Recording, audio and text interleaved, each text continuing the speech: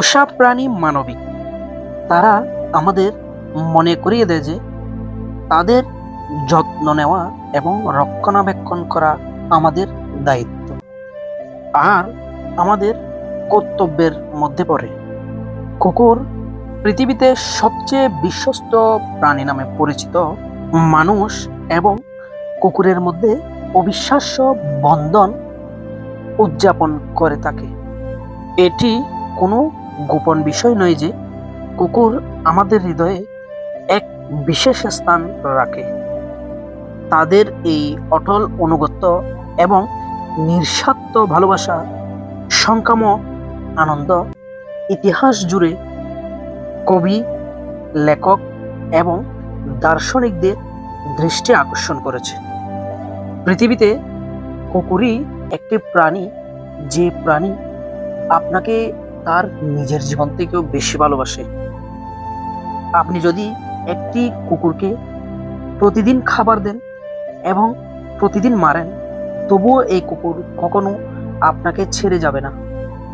যতক্ষণ না কেউ অন্য প্রাণীকে ভালোবাসে, ততক্ষণ পর্যন্ত সে আত্মার একটি অংশ সম্পর্কে অজ্ঞাত থাকে। কুকুরকে বিভিন্ন ভাগে শ্রেণীবিন্যাস করে থাকে, যেমন সঙ্গী কুকুর, প্রহরী কুকুর, শিকারী কুকুর, জড় কুকুর এবং কর্মী কুকুর। এদের আবার বিভিন্ন ভাগে ভাগ করা হয়ে থাকে, যেমন ওয়ার্কিং, পশুপালনকারী, খেলনা, হাউন্ড, ক্রীড়া, অক্রিয়াপ্রিয় এবং ট্রেরিয়র।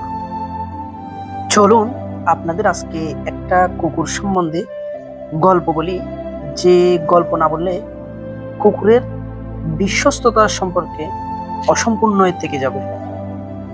নাম তার হাচিকো। সত্য এই ঘটনাটি জাপানের। 1923 সালে ইজাবুরু ওনো টোকিও ইউনিভার্সিটির কৃষি বিভাগের একজন নামকরা অধ্যাপক। তার আদরের কুকুরটি তার নিত্য সঙ্গী। আকি থাইনো প্রজাতির এই অসমী কুকুরের নাম হাচিকো। আদর করে এই অধ্যাপক তাকে হাচি বলে ডাকত।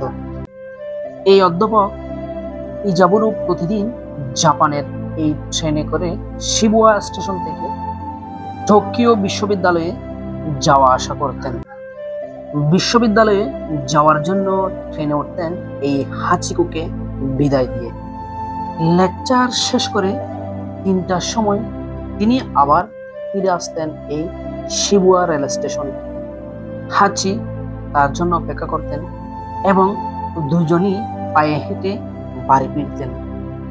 হাচির এই ছোট্ট পৃথিবীতে এই সময়গুলো ছিল অত্যন্ত আনন্দের।